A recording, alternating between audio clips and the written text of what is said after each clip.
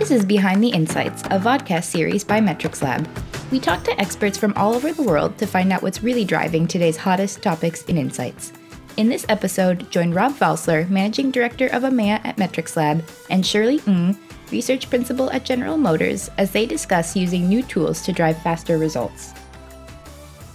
Hello and welcome. I'm Rob Valsler. I'm the Managing Director for Asia, Middle East and Africa at MetrixLab.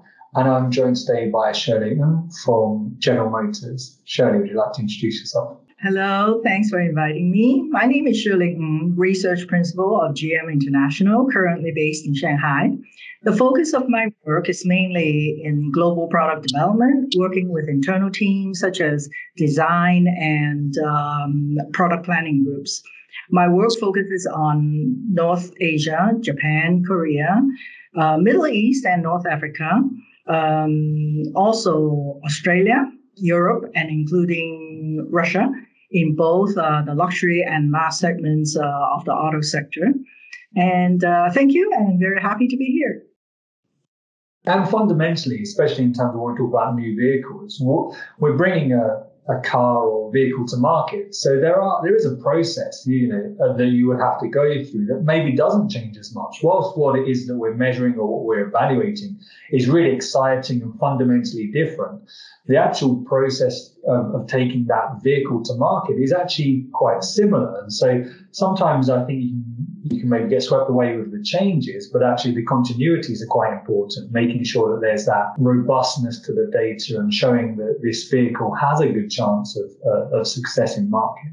Definitely. We need to find new ways, right, to talk to the customers and faster return, yes, of the feedback. We would help the company make a well-informed decision making, and a faster. So all that, we are very conscious of. Finding new methodology is something that we are, ongoing, searching for.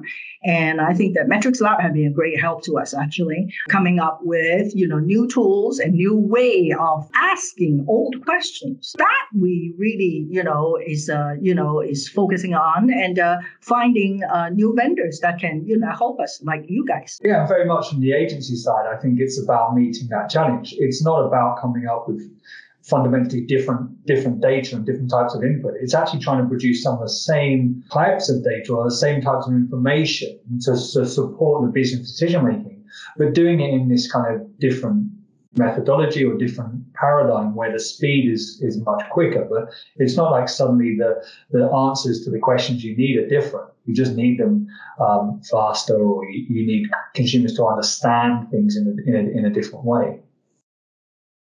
So I've heard you talk in the past about these 4 different V's of data: variety, veracity, velocity, volume.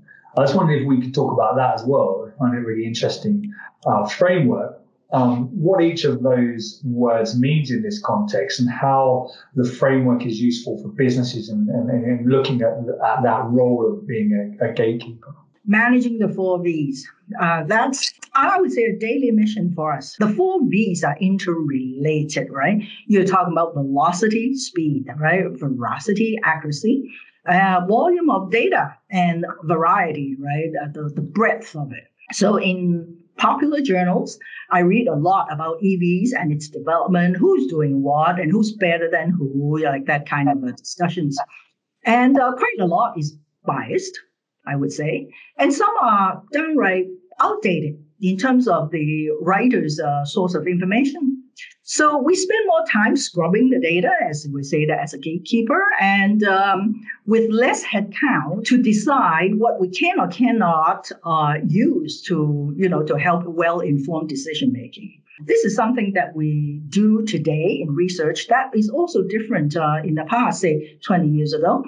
Product development type projects are much more controllable because we execute primary research, in product development and have total control of the recruitment process and the respondents. The 4 V's would impact brand management much more, I would say, because quite often these information are gathered by third-party marketing agencies, the ad agencies, for instance. And this is when we are concerned about accuracy. veracity. This is how I see it, sort of to sum it up, the 4 Vs. Yeah, so if I think about those different dimensions, the velocity and the veracity is really incumbent on us as the agency to really try to meet those evolving and increasing benchmarks about how fast we can deliver results whilst maintaining an absolute requirement on accuracy. The volume and the variety feel like challenges for people on the client side, on the company side, to deal with how am I going to synthesize these different types of data, or how am I going to handle purely the volume of data that's available to me as a market researcher, but also to my colleagues who are decision makers. How do I help them sift through that variety and that volume? Would you see it like that as a difference for the supply side and for the decision makers? I don't see the variety and accuracy as something we need to balance as much. Let me tell you what is much more pressing to us is speed, the speed and accuracy, and we have to balance both. So speed today, right? How fast can we get the results? And actually, even when we get the results back, there's an archive of information that would take time, to extract. But however, with today's technology, I would say the speed can be taken care of by AI. Accuracy of data can be put in front of them as a tool. As long as this is, really about the use of AI in market research, which is a very popular topic these days, and the importance of the human brain. Now, AI is a great technology that can save time and provide data visualization very quickly, as in a chart, for instance, as long as the data is available and put in front of the tool. It can retrieve the data from massive archives that allow us to visualize data much faster than manual extractions. But however, let's talk about the accuracy, the breadth of the data. How do we draw, insights from that? So that should not be the end of data analysis when it comes to AI. It helps with speed, right? We visualize it. Now, the human brain has a capacity of re-experiences events, from lingering memories. We don't have a memory chip, in our head. We don't store data. But what we do have is lingering memories. So when we see a data point that reminds us of a past similar event, this memory can trigger a cascade and allow related experience to echo. And this is the beauty of the human brain, I believe. And that is something we call insight then, isn't it? To summarize, AI is a really good new tech, right? That should be a great assistance to allow quick data visualization, but it should not be the end of it. But it is the human brain that re-experience and recombine information through a creative imagination. And that is the beauty of telling a story through data. And this is what, I really enjoy doing.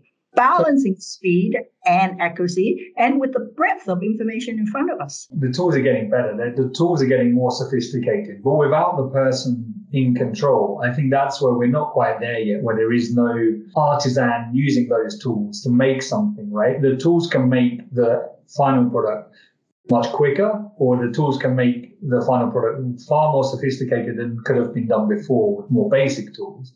But the artisan who's using those tools still plays a key role in what is being envisioned and what comes out of that in terms of insights. And I think that there's potentially programs in the future that will have a higher degree of AI than where we are now. But the role of the designer, the role of the kind of interpreter and synthesizer on the company side is still going to be very key. That gatekeeper will still be there, and the person crafting the design and analyzing the outputs will still be there on our side. So that's really interesting to see that placed on AI. A really, really fascinating conversation today, Shirley. Thank you so much for your time. Thank you for inviting me. I always enjoy chatting with you, and it's been a pleasure.